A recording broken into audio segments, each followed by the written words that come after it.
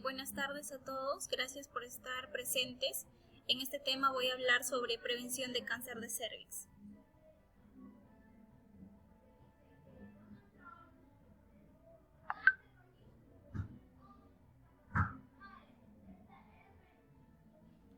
Se puede observar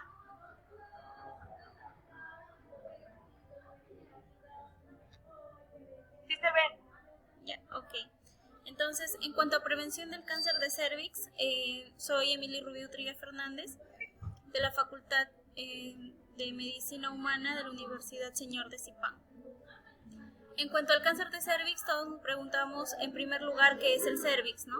Bueno, el cervix es lo que se conoce comúnmente como cuello uterino, y esta es una porción fibromuscular inferior del útero con forma cilíndrica o cónica que comunica pues básicamente al útero con la vagina. Es por eso que se le denomina también cuello uterino.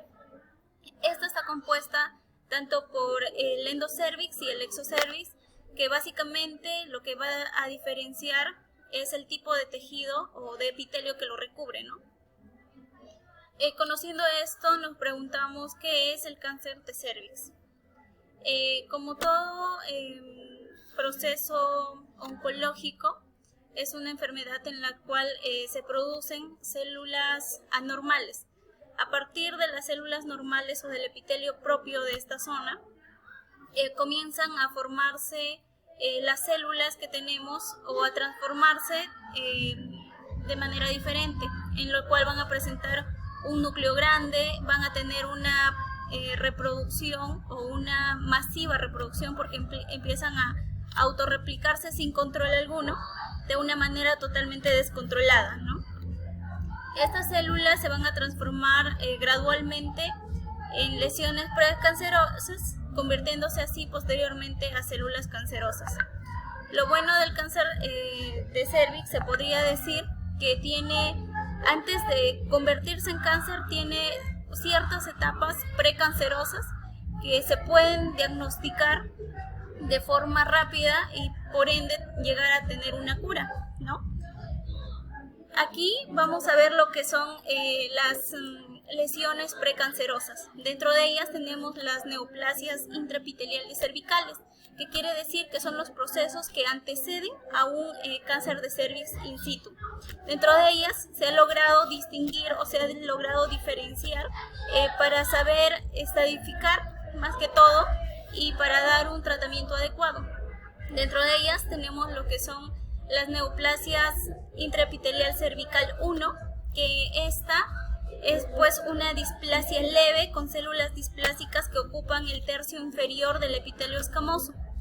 Generalmente todo este proceso están altamente relacionadas con lo que son las infecciones por el virus del papiloma humano de alto riesgo.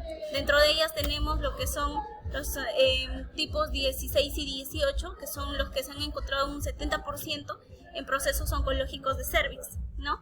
Este NIC1 va a evolucionar a NIC2, generalmente si es que la paciente pasa de manera desapercibida, y en el NIC2 lo que vamos a encontrar es una displasia moderada, en el cual las células displásicas ocupan hasta los 2/3 del epitelio, y continuando con la evolución pasan a un proceso NIC3, donde aquí la displasia ya es severa, con células displásicas que ocupan más de 2/3 del epitelio, y que esta se va ya a transformar en lo que es el cáncer in situ o el verdadero cáncer de cervix, ¿no?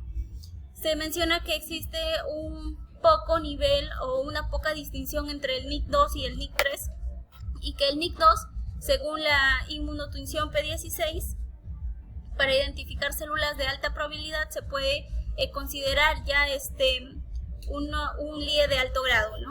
Cuando hablamos del cáncer de cervix, es uno de los pocos cánceres con una fase precursora de larga duración, y a esto era lo que yo me refería como un tema bueno, porque al ser una fase precursora larga podemos nosotros tener amplias oportunidades en cuanto a tratamiento dependiendo del tamizaje y un diagnóstico oportuno.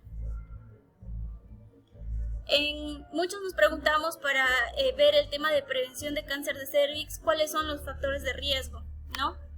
Generalmente, como le mencioné, La infección por virus del papiloma humano representa el 70% de los casos de cáncer de cuello uterino.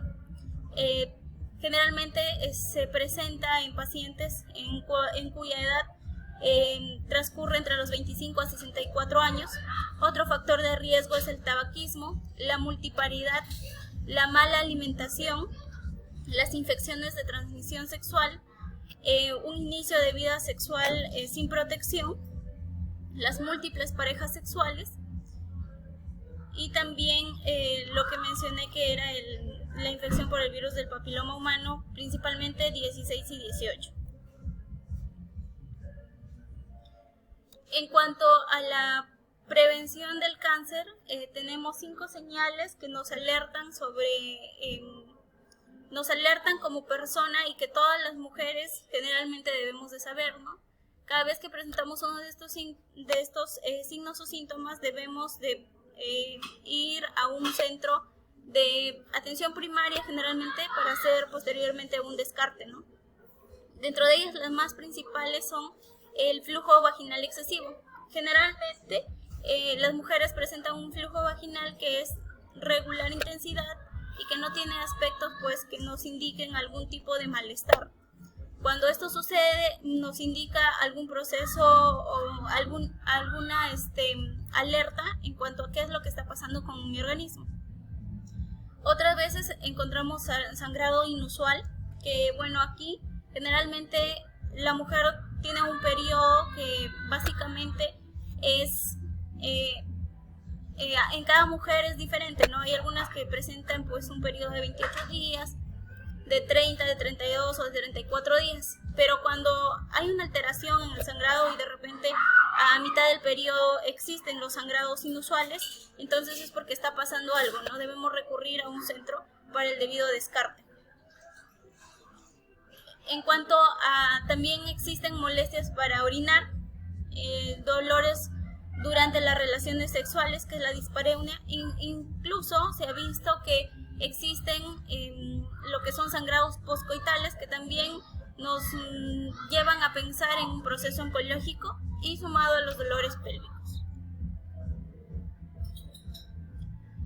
La prevención del cáncer reduce la incidencia y mortalidad del cáncer de cervix. Es por eso que nosotros debemos tener en cuenta todo lo que es el control ginecológico, ¿no? Y muchas veces nos preguntamos en las mujeres que están en etapa de adolescencia o juventud en crecimiento, nos preguntamos a partir de qué edad nos podemos hacer un Papá Nicolau.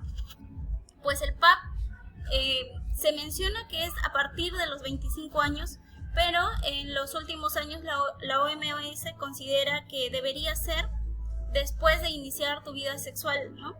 Por ejemplo, hay mujeres que inician su vida sexual a los 16, 18 años, entonces 25 años es un periodo amplio de espera. Generalmente se debe hacer al siguiente año y es importante hacer un control ginecológico cada año después de iniciar la vida sexual. Entonces aquí podemos mencionar que de los 25 a los 30 años se debe hacer una citología cada 3 años, si es que esta sale bien, si es que sale con alteraciones, es cada año.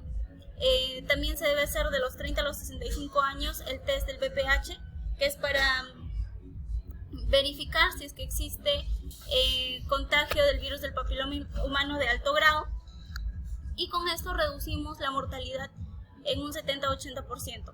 Según la OMS, recomienda 3 pruebas de tamizaje, que son la citología, la detección del virus del papiloma humano y lo que es el IVA o inspección visual directa con ácido acético. También existen otras medidas de prevención como la vacunación en las niñas de 9 a 26 años, que incluso en el Perú se la da de manera gratuita, y adicionalmente a esta lo que es el diagnóstico precoz. Muchas gracias, espero haber aportado un poquito más a las personas que ahora me están viendo, que de repente no son del ámbito de la salud y que no tenían un conocimiento acerca de lo que es la prevención o acerca de lo que es en sí el cáncer de cuello uterino, más conocido como cáncer de cervix.